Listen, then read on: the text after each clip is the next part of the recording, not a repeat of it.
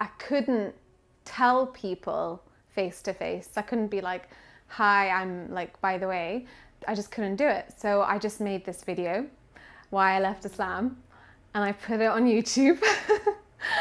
And then I actually put the link on my Facebook. And then I was like, let's just see what happens, which was such a weird way of doing it now in retrospect. But I suddenly got like this wave of like messages and like horrible emails and like phone calls, and it was like chaos. I mean, I actually had taken the video down about 5 times and put it back up and I had to keep making it private because I was like, oh, what should I do? You know, it was such a difficult kind of crazy thing. So the community, as well as the ones I mentioned before that I was very much involved in, who, by the way, were already annoyed that I'd taken off my hijab. just that was a bit like, well, what is she doing? You know, maybe she's going through a weird phase. So they just never expected that it would be I left Islam. So I had different reactions. You know, some people were thinking maybe she's having a breakdown like her dad did. Maybe she's just copying her dad, you know, because whatever.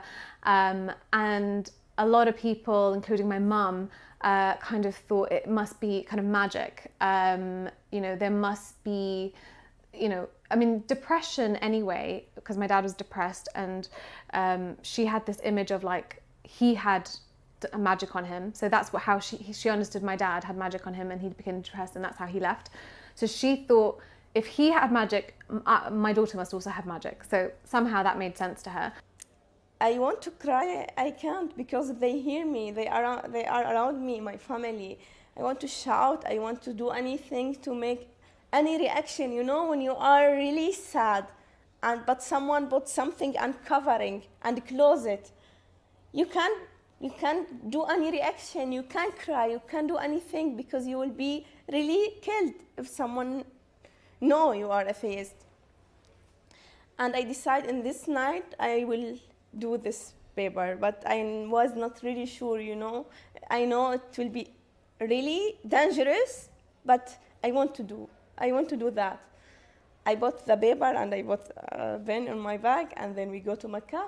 And when we start to move around the Kaaba, I told my mom, I am going to toilet, I have to go and I will back quickly. And she told me, yeah, we will meet in this place.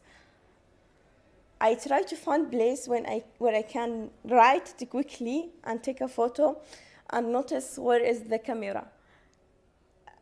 I walk like from the people and no one notice I am doing something not fine. And I found place, they are building this place, something broken or something like this. And I write it quickly. And I take it from the notebook and I do it like this in my hand. I remember this moment when I took this photo. I was shocked from myself what I did. No one should have to go through the same experience as I did, you know, with the physical abuse, the verbal abuse, the ostracism, you know, the homelessness, and, you know, the constant mind games of being like, oh, you can be with us, but you can't be with us, but you can be with us, but you can't be with us. You know, the manipulation tactics that I had to use just to go about my day, living 2 lives. Actually, one day, few people, a mob actually, you can say, they just chased us. They reached to our location and they got to know where we are living, me and my husband, Gilani, and they attacked on our home. So they just, yeah, it was such a scary situation. I still remember. So we ran away from the home. Without knowing that where we are going, because yeah, at that moment we were just blank, and we got to know that it's really gonna be difficult and risky for us. It's a dangerous situation, but we just ran away, and we went one of our friends' home, and there we stayed. And to be in the Netherlands, it was really accidentally, because I was not knowing at that moment where I am going. But yes, there was no other way for me except to get out from Pakistan, because if I just stay there, they could be, you know, assassinated me. So that was really scary situation for me. But we managed, and then I left Pakistan with a heavy heart, of course, because that was my hometown. I spent my childhood there. There were a lot of memories. My daughter, she was also there. My husband, Soyed Gilani, he was at that moment also there, because we couldn't manage to flee together. But yes, it happened, and then I just reached here to the Netherlands. I asked my manager, and this time I work in the school, and my manager, he can't give me the allowance, permission to travel. So I told him that my mom wants to travel to Lebanon to visit someone from our family, and I need you to sign the paper. My dad is not here. And he believed me, and he signed it, and he gave it to me. And even though I did this plan, the immigration office, they sent some paper to my school, because they need also the sign from my father. And I did it, and I signed it, and I signed it. You know, I want to go to maximum. Even if I die, I try hard to get out. And everything worked. And now I have my passport, my ticket, everything ready. I remember the last week. I remember the last day with my family when my mom cooked the lovely the essence I love. It's kabsa. She cooked it before I leave, before one day. And I was sitting with my family, my father, my brother, all they sitting and eating together. I was eat and say, bye-bye. I will miss you, Mom. And then I eat. I will miss you, Dad. And then I eat. I will miss this time. I want to cry, but I have to be really normal, really someone different in this moment. Not doing anything with my feeling, keep it secret. It was hard for me, but I have to do it like this way. Because she was so beautiful, you know, she was such a cute little cuddly thing. And she was 4 years old. And they had already arranged the circumciser to come to the house. And I just couldn't put myself, I think I was subconscious, it was a subconscious decision.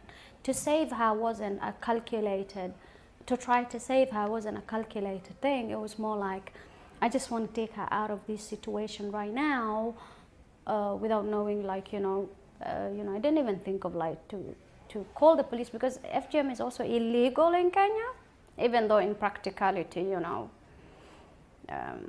there's a lot of problems.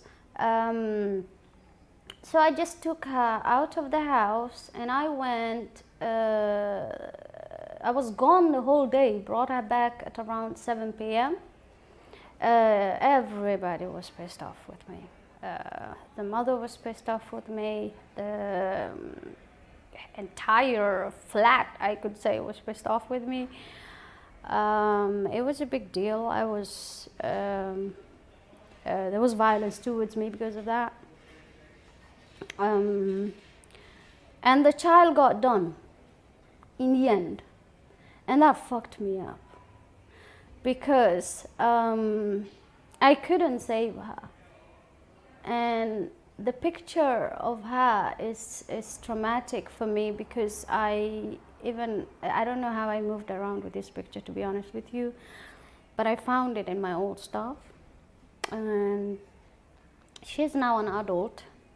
I don't have contact with her, but it haunts me and it keeps on bugging me, and I do beat myself about it a lot, even though as an adult I know in the situation I was in, I really couldn't save her.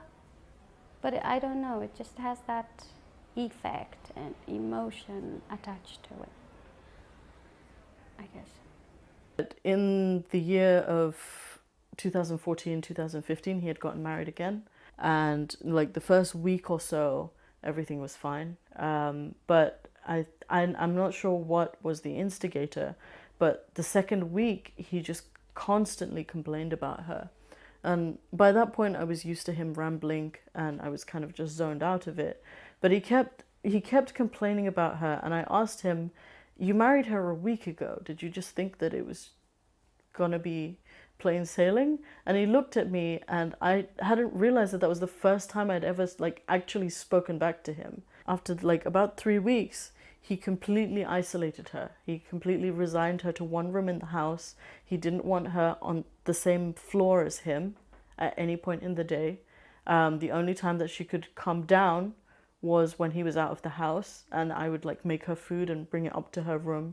We actually set up a bed in my room where there were 4 of my other siblings living with me, and we set up a bed for her, and she would be crying every night. She would want to call her brother who was back in Bangladesh, and it was just like this really horrible experience.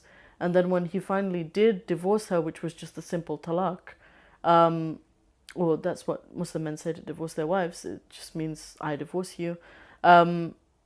She locked herself in the bathroom and she tried to kill herself.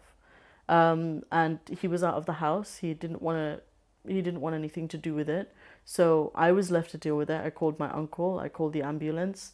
I tried to get the door open. I actually climbed out of my house to try and get into the window, which was not on the ground floor. It was on the upper floor. I tried everything I could to save this woman. The ambulance took her, and I believe she got her stomach pumped and she survived. But after my father heard the story, he was making jokes and laughing about it. And I couldn't understand how one human being could be like that to another human being. Like, forget everything else. This woman nearly died in your house. And that's when I decided, like, I can't do this anymore. Like, I can't make excuses for you.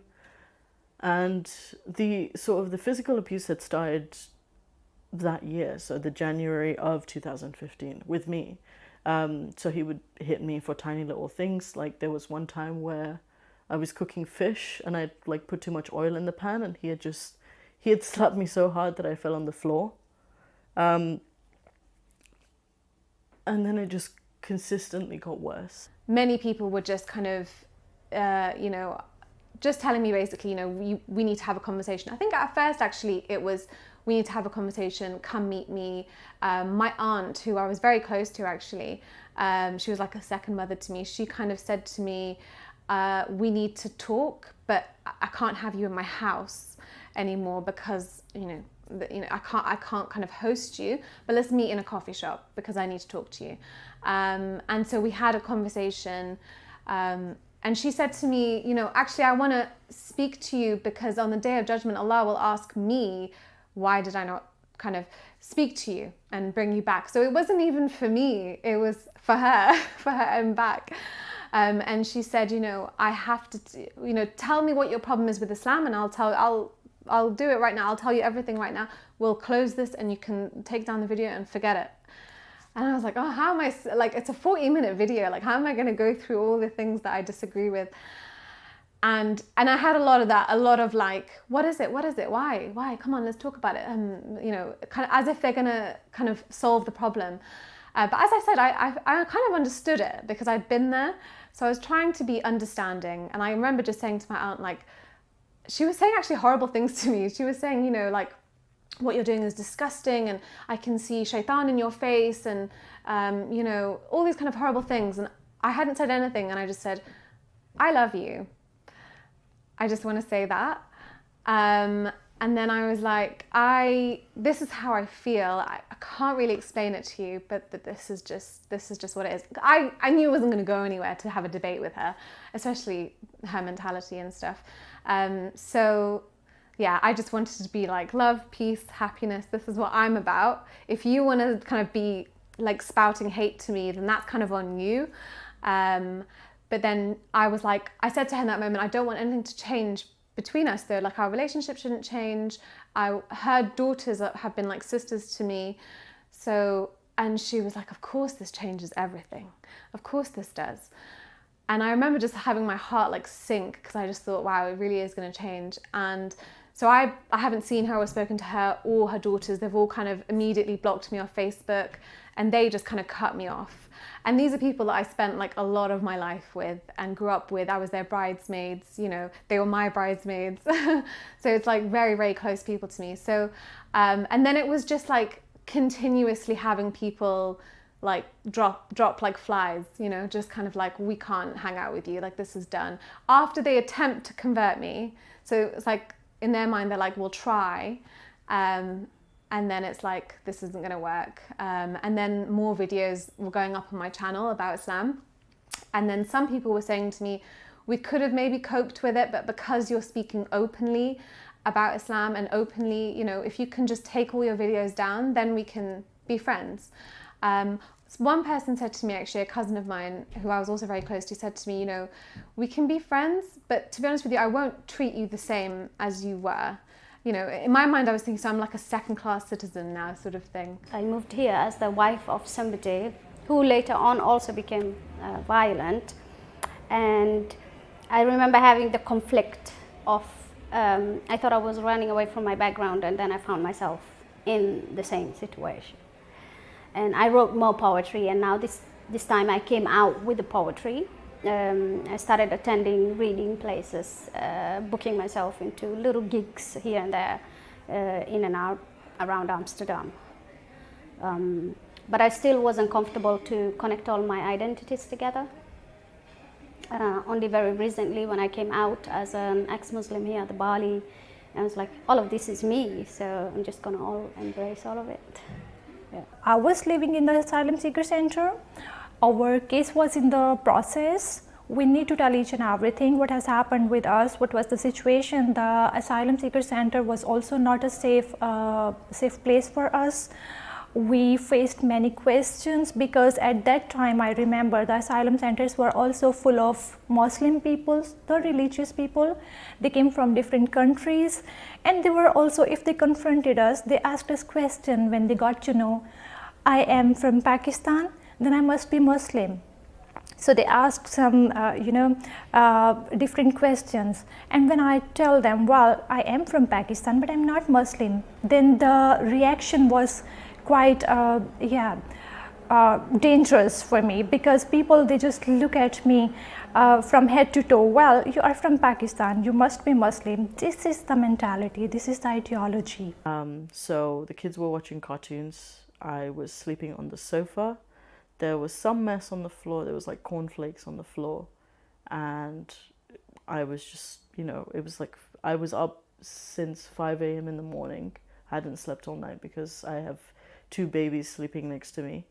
And I was just resting in the living room. And I knew my father didn't wake up very early. His depression had led him to sleep through most of the day. So he would wake up at like 12 o'clock. And it was about 9 o'clock. So I didn't think that he would just, walk in. But he walked in and he saw all of this, what I just described, and he just lost it. He completely brutalized me in front of my very young siblings.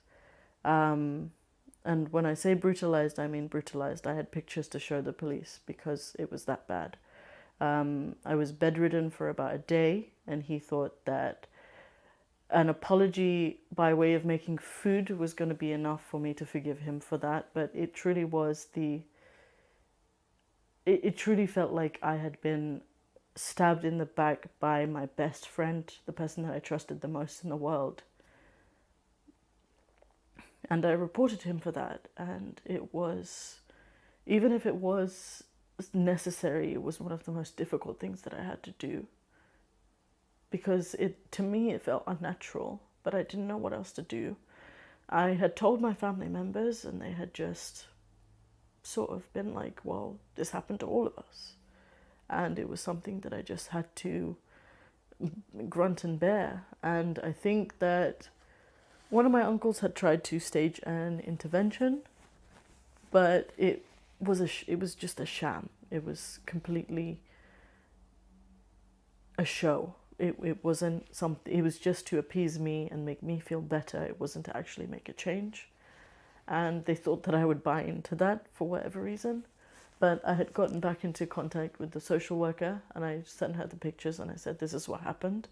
And as soon as I told the social worker, I told one of my aunts that I was reporting my father, and I had, for over a few months, I had preemptively packed a bag because I foresaw myself leaving that house.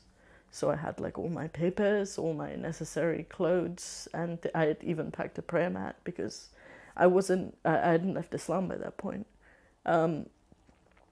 But my aunt had called me and told me to tell the police that I was emotional, and that was completely untrue. My grandma had called me and told me the same thing. And I told them that I'm not going to do that because I've done it. I've done it, and I'm not going to take it back. And so the day that I contacted the social worker was actually a weekend. So she didn't see the message until Monday. And I was saying, with this knowledge that I had reported my father, I had decided to tell my sister, who's 10 years younger than me, what I had done. And she said, what's going to happen to us? And I said, I don't know. Because I didn't know. And I was really scared that my entire family was going to be divided into other houses. But I also thought that that was better than them living in that house. And we went through so many things in that house. Like, it was never warm. It was so cold that we had gotten frostbite on our toes in winter. My father would cook food on one day of the week, and it would go off by the end of the week, and we would still have to eat it, and I would still have to feed it to the kids. And if the kids didn't eat it, and they were very small kids, they were, my brothers were babies, he would beat them. Like, and not just like a slap on the wrist, not that that is in any way acceptable for a baby, but he would beat them as if, they had any mode to understand what they were being beaten for. And it was such a harsh environment, and I hated every single minute of it, but my devotion to my God and my devotion to my father had prevented me from doing anything for so long, and I don't know how to overcome the fact that I allowed that to happen for so long.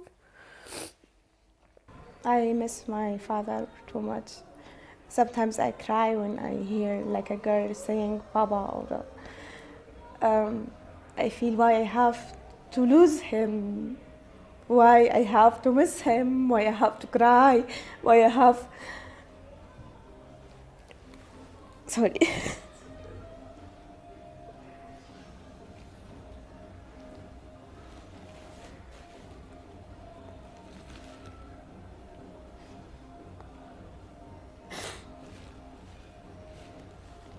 It hurts.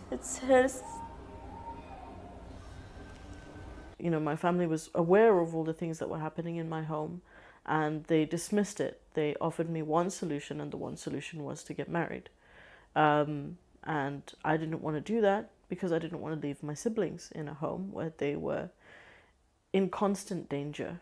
And that is by no means an exaggeration. I had grown very, very acute to the danger that was there.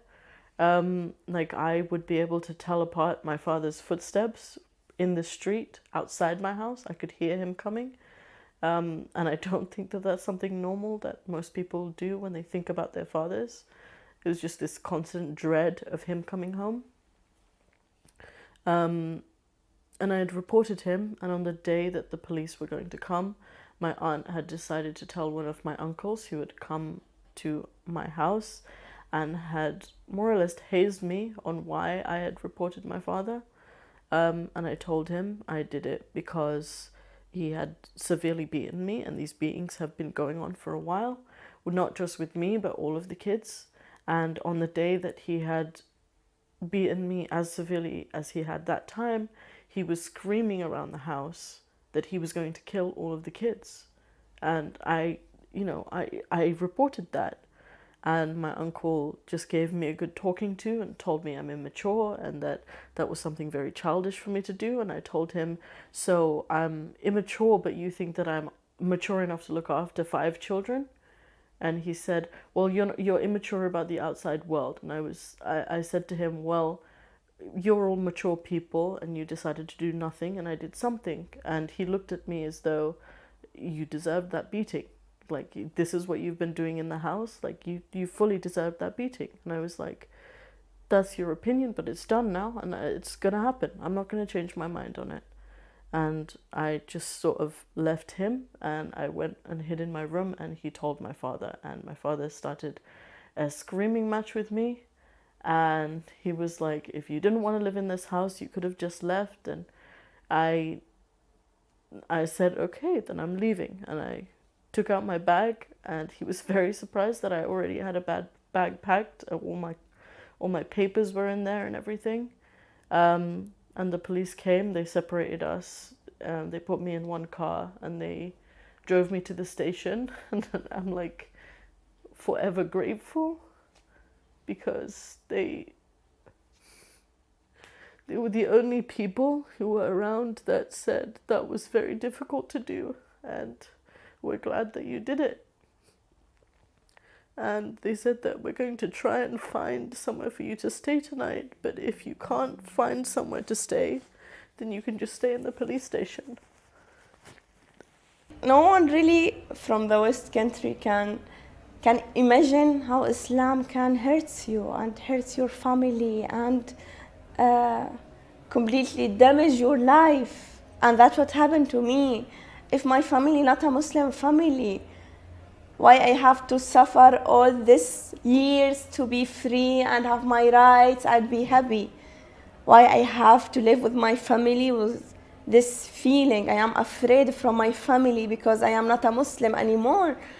How you can describe this moment for the West country when they are not a Muslim, when they don't live in the Muslim society, when they are not growing up there, how they can understand what we are saying?